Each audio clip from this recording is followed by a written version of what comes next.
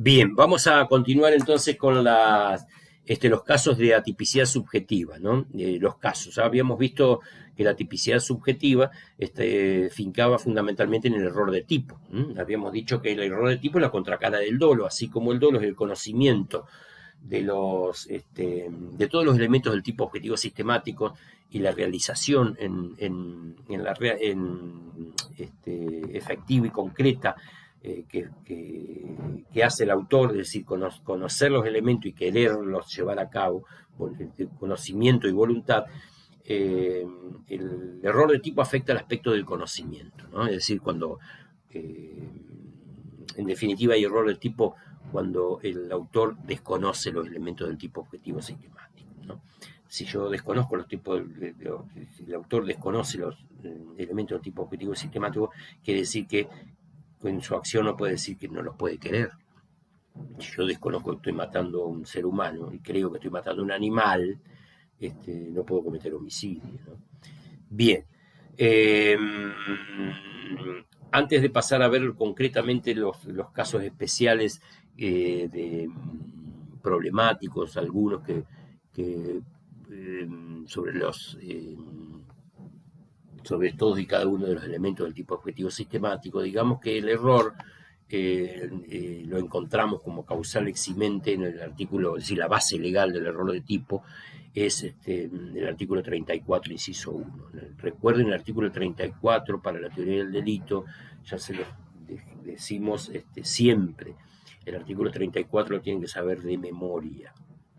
El artículo 34 es básico para la teoría del delito porque contiene todas la inmensa mayoría de las eximentes de la teoría del delito. Las causales que incluyen la conducta, las que incluyen la tipicidad, las que incluyen la antijuridicidad, las que incluyen la culpabilidad. Ahí la inmensa mayoría de las eximentes están en el artículo 34. Por lo tanto, si ustedes dominan el artículo 34, van a tener una guía para guiarse. Esa sería la parte negativa de la teoría del delito, tal como lo explicamos en las primeras clases. Respecto del error, recuerden que tenemos que distinguir, como dijimos en la otra clase, el error de tipo y el error de prohibición. En el error de tipo, el autor no sabe lo que hace, porque no sabe lo que hace simplemente porque no conoce lo que está haciendo. O mejor dicho, él cree que está haciendo otra cosa. Si yo creo que estoy achando un árbol y en realidad estoy matando a una persona, no puedo decir que hay un homicidio, ¿no? Si yo creo que estoy matando un animal y estoy matando a un ser humano, obviamente que no puedo actuar con dolo de homicidio. Entonces, el error de tipo es eso. El autor desconoce los elementos del tipo objetivo sistemático, o porque los ignora o porque tiene una falsa representación de lo que está observando. La sensopercepción la tiene alterada, ¿no? Puede ser pasajero, puede ser o no, pero observa los elementos del tipo objetivo y se los representa de una forma distinta a lo que quiere la ley, a lo que dice la ley. En cambio, en el error de prohibición, él sabe perfectamente lo que está haciendo. Actúa con dolo, y los dolosos, obviamente, pero él no sabe que está prohibido, porque no conoce la prohibición, no sabe que está prohibido penalmente. Por ejemplo, un extranjero que viene y no sabe que está prohibido, por ejemplo, fumar porros en público o hacer determinadas cosas que en su país puede estar permitido y acá está prohibido penalmente, porque es invencible ese error, o porque cree que está en una situación donde la ley le permite hacer eso. Por ejemplo, yo creo que estoy en una situación donde la ley me permite matar a una persona. Por ejemplo, yo creo que estoy en una situación de legítima defensa, ¿no? Yo creo que me están atacando, en realidad me están haciendo una broma, pero me están atacando algún algún humorista me está atacando con una pistola desconocido para mí, me está atacando con una pistola de noche o con un arma para hacerme una broma y yo me defiendo con un arma. Obviamente que desde el punto de vista objetivo, ahí no hay, yo creo que hay legítima defensa, porque en realidad no existe esa legítima defensa.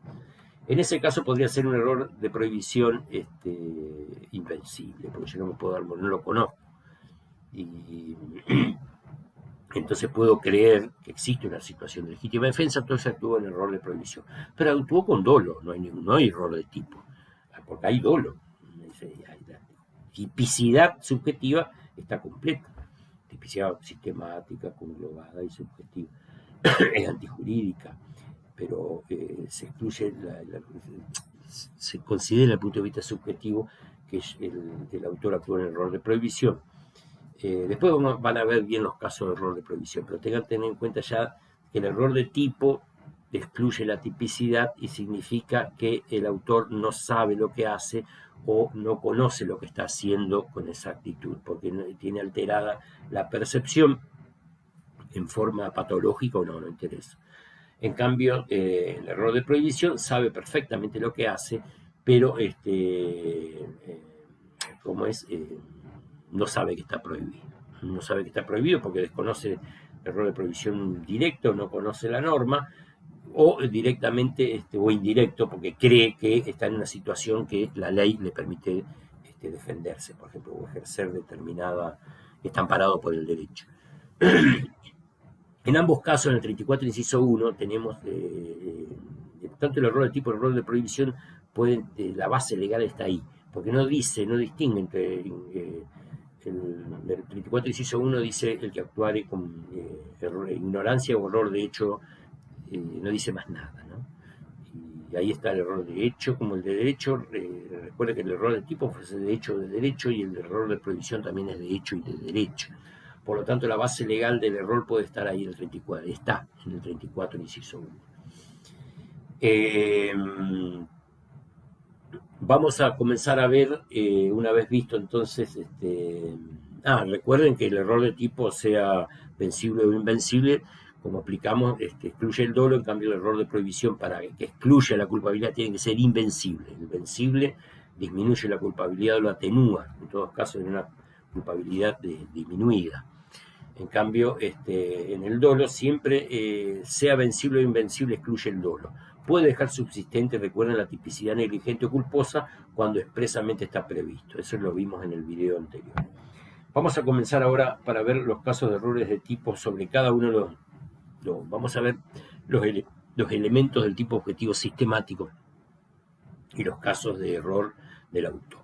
En primer lugar, el autor puede errar sobre la calidad de sujeto activo, es decir, él se cree que es funcionario público, es decir, que reúne las calidades que exige un tipo penal determinado en los delitos especiales para hacer delitos. Por ejemplo, el artículo 259 del Código Penal exige,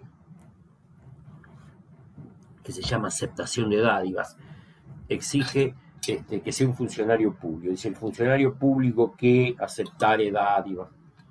Supongamos que esa persona cree que es funcionario público y dejó de ser funcionario público al momento que aceptó la dádiva.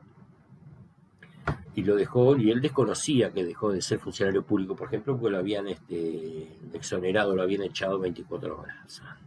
Eso es un error sobre el sujeto activo. Aunque algunos consideran que es un error de prohibición, porque es un error sobre algún elemento de la autoría, es un error de deber. Después lo van a ver bien con el doctor de Franco, pero ténganlo como es un ejemplo de error de tipo, el error sobre el sujeto activo. Otro error es el error sobre el sujeto pasivo. El autor puede errar sobre el sujeto pasivo en sí mismo. Eso se llama el sujeto pasivo. Deben distinguir ustedes acaso como sujeto pasivo con titular del bien jurídico.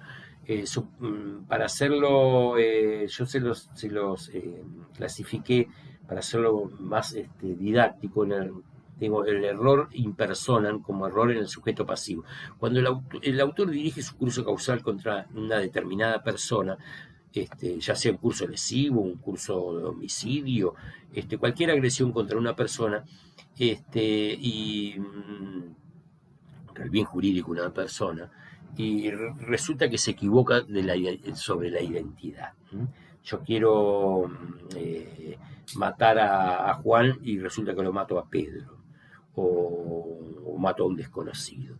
En ese caso va a seguir siendo igual homicidio simple, porque en ese caso el error sobre la identidad, error in personam, es inesencial, es irrelevante. ¿Ah? ¿Por qué? Porque acá en error in personam yo dirigí mi curso causal, está completo todo el tipo objetivo sistemático del homicidio, por ejemplo. Yo en lugar, la única diferencia es la identidad, el número del documento, pero el curso causal que yo dirigí contra Juan, y no era Juan porque me equivoqué, y es Pedro porque estaba oscuro, no había buena visión, eran parecidos, es homicidio. Tratándose de un tipo básico es un homicidio. La identidad de la víctima no interesa. Ahora, sí interesa la identidad de la víctima cuando es un agravante. Es decir, cuando el mismo tipo, por ejemplo el 79, que es un tipo básico, homicidio simple no exige ninguna cualidad especial en el sujeto pasivo. Ahora, en los homicidios agravados, por ejemplo el 80 inciso 1, exige, por ejemplo, que matara a un ascendiente o un descendiente, o matar a una pareja, por ejemplo. Bueno, en ese caso tiene que tratarse efectivamente de un ascendiente o descendiente.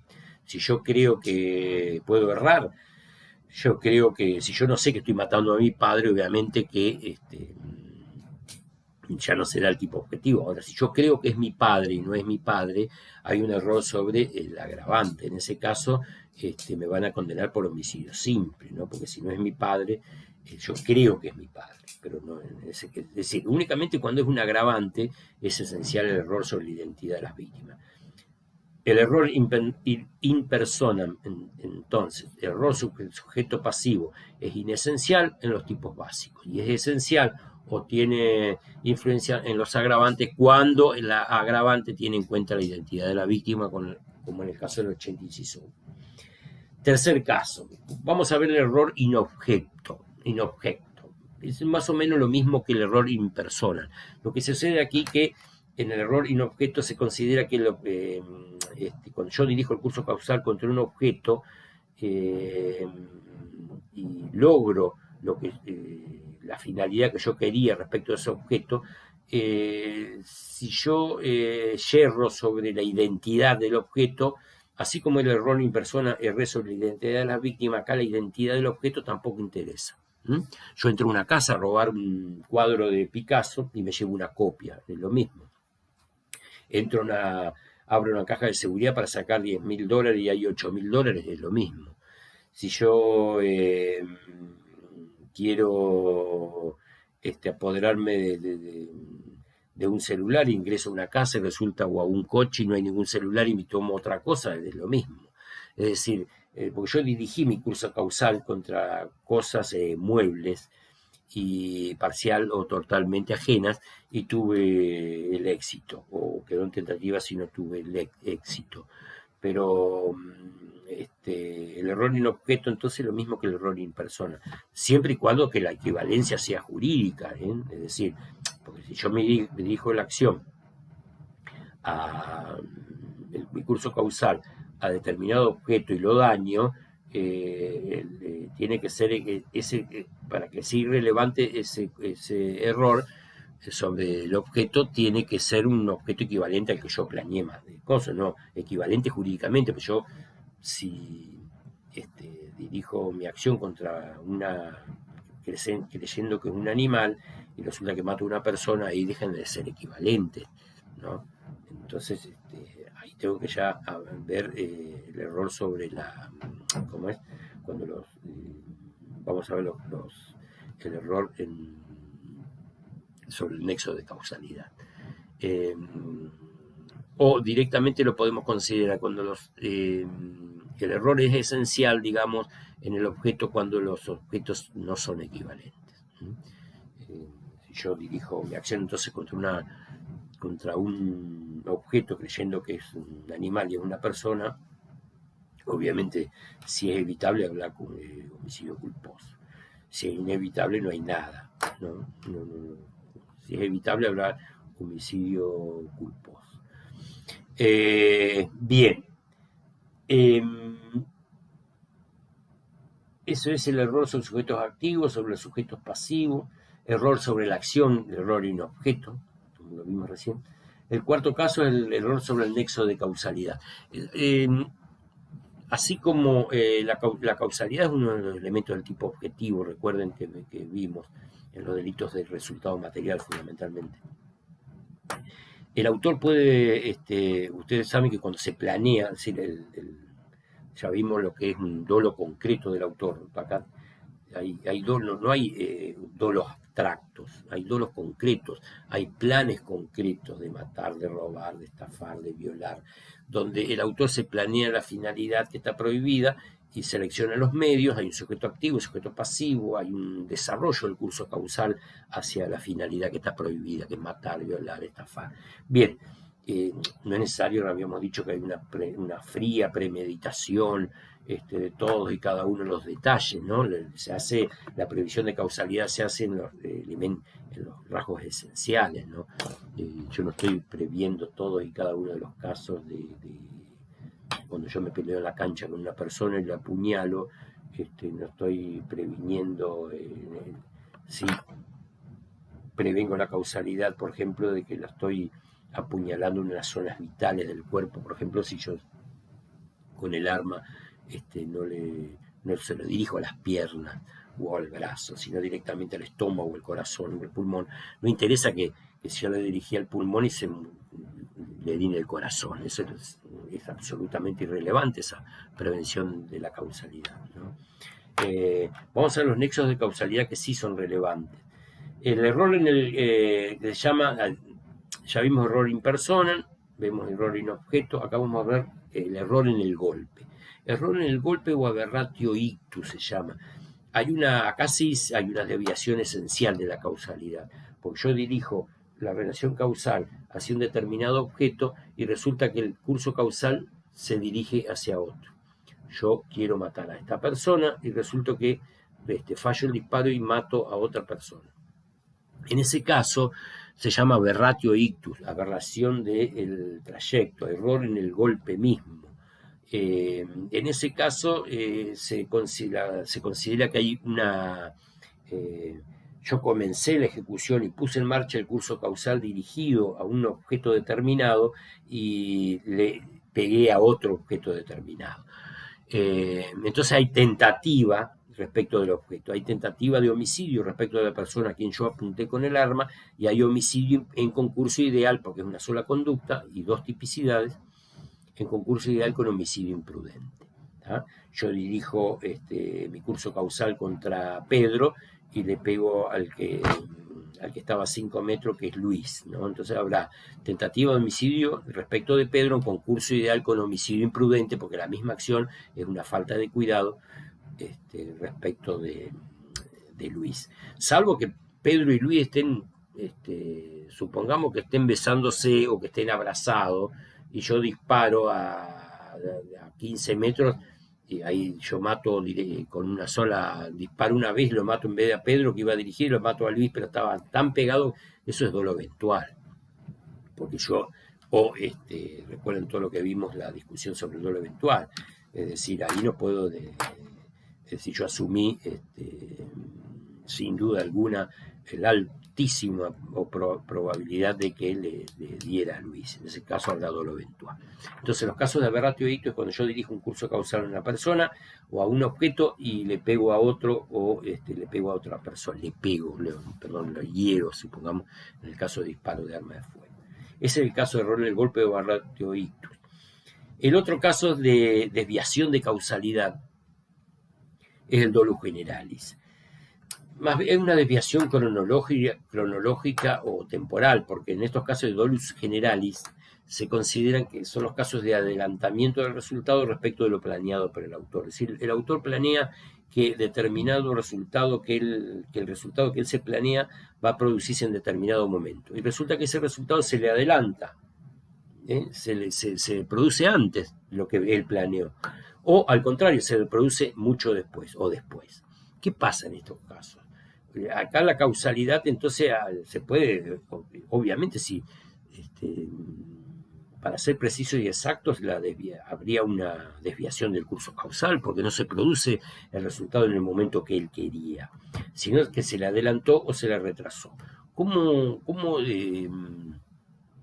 distinguimos estos casos? Se llaman dolus generalis. ¿Cómo se soluciona? Bueno, usted tiene que tener en cuenta, tiene que tener en cuenta en el dolus generalis si hay una, ¿cómo es? Vamos a ver el caso de adelantamiento. Supongamos que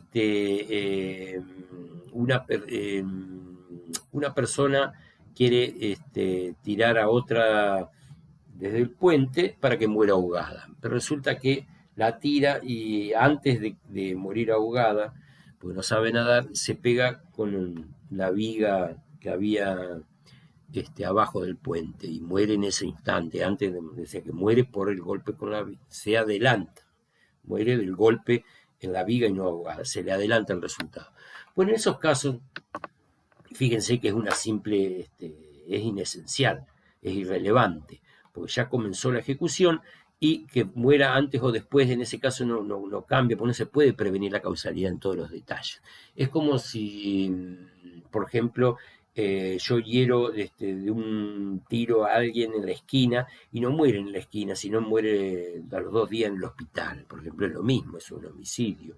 O el caso que le di hoy de que en lugar de morir por la lesión en el corazón, muere por la lesión en el hígado, porque yo dirigí a esa zona vital del cuerpo, por lo tanto me interesa si es el hígado, el corazón o los pulmones o el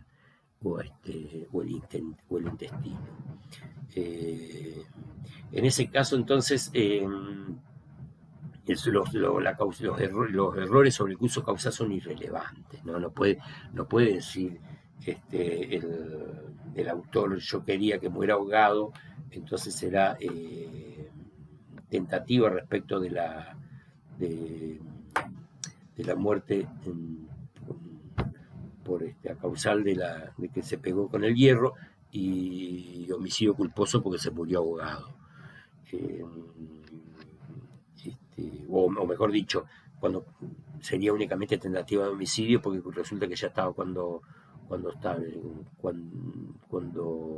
llega al agua el cuerpo, ya es un muerto, por lo tanto no puede haber homicidio ni siquiera imprudente.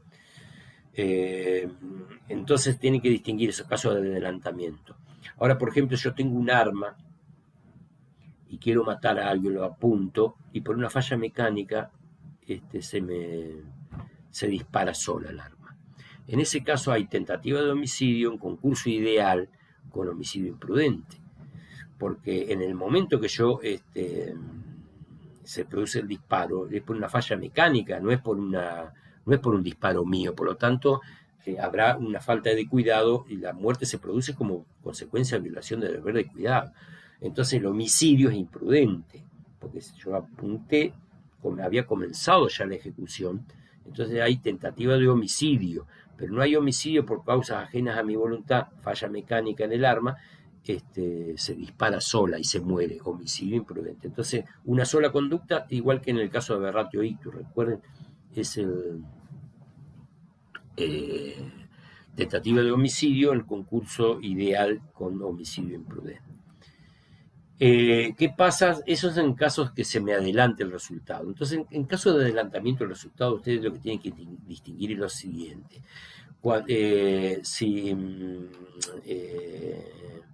Si se te adelanta el resultado una vez que vos comenzaste la ejecución del delito, se te adelanta como el caso del arma, y vos tenés todavía el gobierno del curso causal. En ese caso, entonces, hay este concurso ideal entre homicidio, para el ejemplo del homicidio, ¿no? que dimos, entre homicidio imprudente y tentativa de homicidio, ¿no? Ahora, cuando se te adelanta el resultado, como en el caso del puente, es irrelevante. Es irrelevante absolutamente porque vos ya perdiste el control del curso causal. Vos al tirarlo, vos ya decidiste, al tirarlo desde el puente, vos ya perdiste el curso causal, perdiste el gobierno del curso causal. Por lo tanto, puede morir antes o después, no interesa. puede morir por resultado del golpe en la viga o puede morir ahogado, no interesa. Me interesa si se produjo el resultado antes, pero que forma parte de estos actos parciales, digamos, del intercrimen. Ahora, cuando yo todavía tengo gobierno de curso causal, como es el caso del arma, entonces ahí sí tienen que distinguir, porque yo todavía tengo el gobierno de curso causal, pero resulta que por causa ajena a mi voluntad se produce el resultado. Por ejemplo, una falla mecánica del arma, que apenas yo la pongo así para apuntar y le saco el seguro, en ese momento se dispara, ¿no? Ahí tentativa de homicidio en concurso con homicidio imprudente porque se considera una falta de cuidado. Bien, esos son los casos entonces que ustedes tienen que tener en cuenta cuando se te adelanta el resultado. El otro caso de dolus generalis es el caso que no se adelanta, sino al contrario se atrasa el resultado.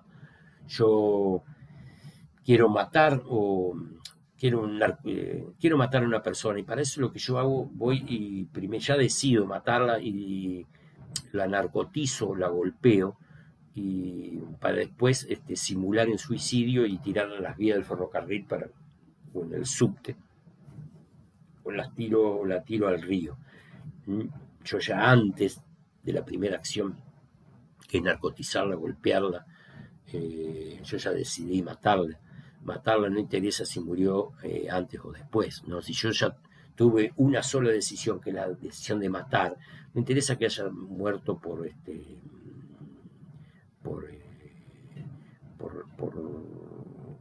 narcotizado o por los golpes, siempre y cuando el narcótico sea suficiente como para matarlo, ¿no? Porque si no es imposible. Ahora, si yo después de narcotizarlo o después de golpearlo, ahí se me ocurre matarlo, entonces ya tengo dos conductas distintas y habrá concurso real, ¿no? Y siempre, ¿no es cierto?, en el caso de que se muera ahogada o muera por, porque lo atropelló el tren, ¿no? Es decir, para ser más claro, cuando los resultados se retrasan, tienen que ustedes distinguir entre si hay una sola conducta, concurso ideal, y si hay dos conductas, concurso real.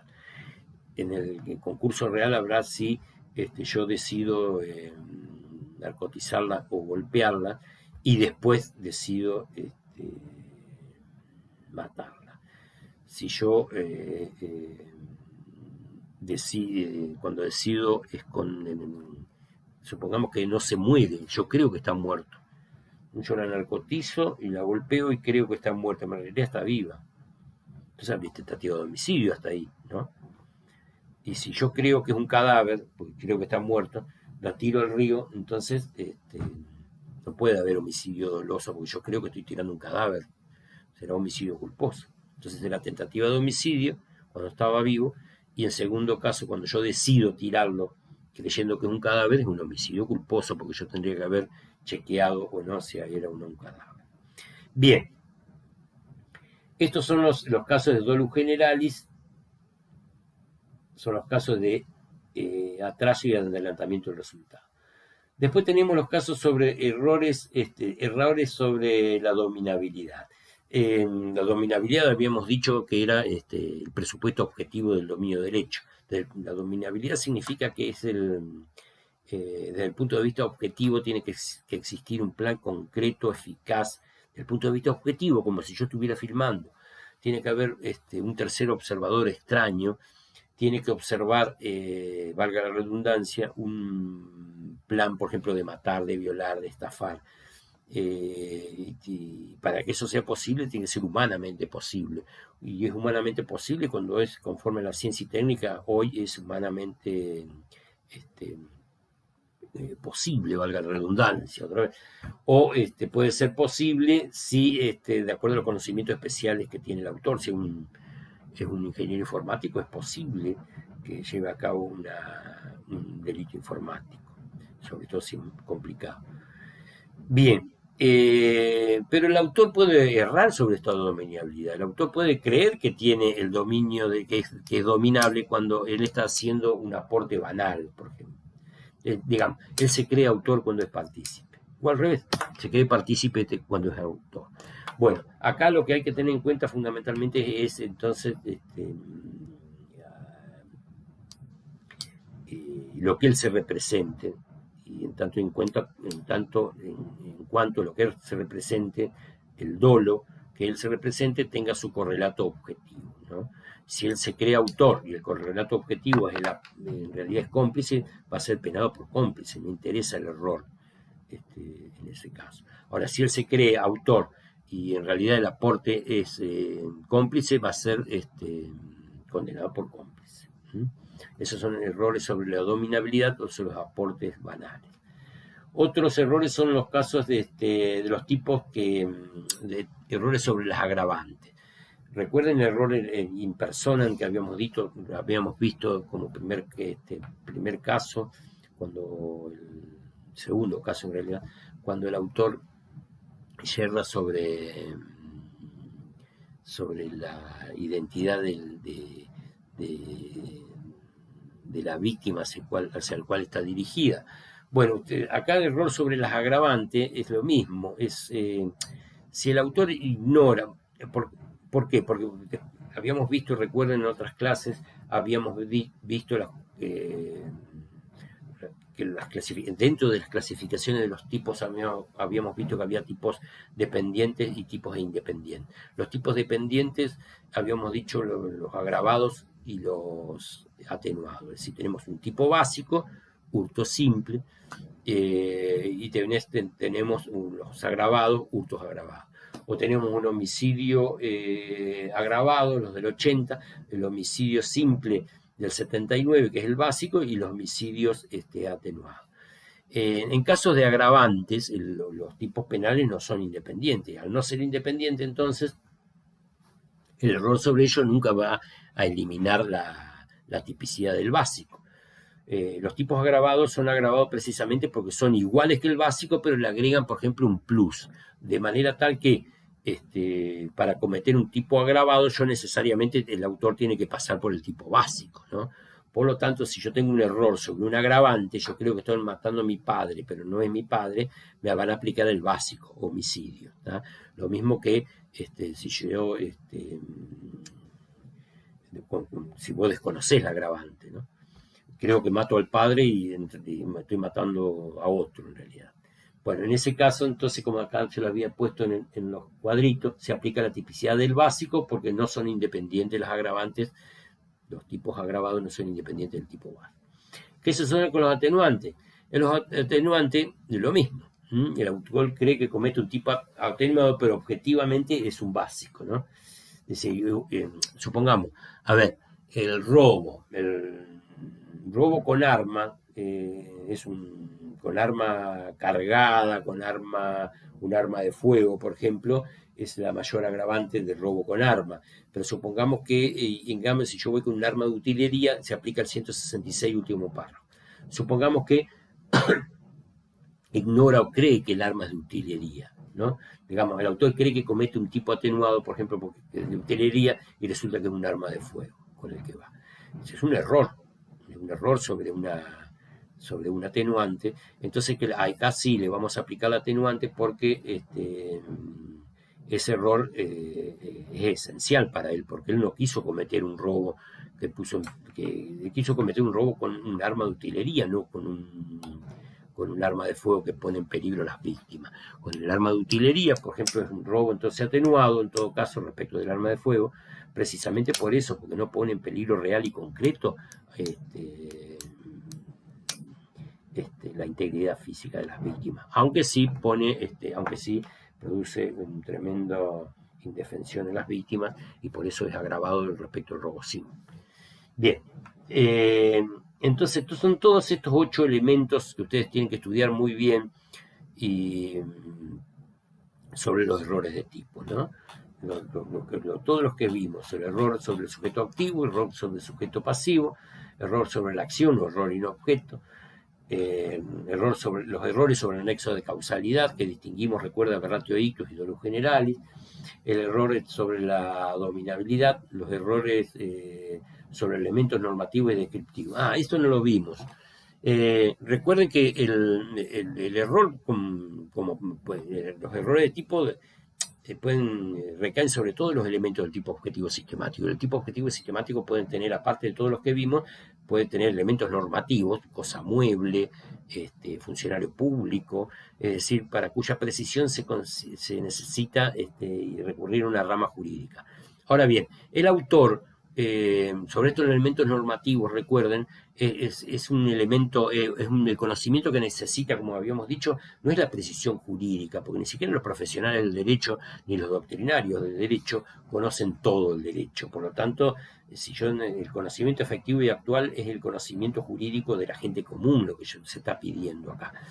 Cuando hablamos de falsedad documental, para que haya dolo de falsificar un documento material, por ejemplo, basta con que sea un documento desde el punto de vista del sentido social de la gente, el conocimiento jurídico común, lo que es una cosa mueble, lo que es trasladable, por ejemplo. Esos son los conocimientos que hay que tener en cuenta. Esto es muy importante porque cada vez hay mucho más tipos penales que exigen elementos normativos, sobre todo en los delitos tributarios, en los delitos por ejemplo, en las declaraciones juradas o en todos los tipos que se quiere proteger, entre comillas, al Estado o a la burocracia, ¿no? Entonces, acá hay que ser muy concreto, es decir, muy, muy exigente para hacer interpretación reductora. Respecto a los elementos normativos, no es que yo debería haberlos conocido, en el caso concreto hay un deber de conocerlos, no.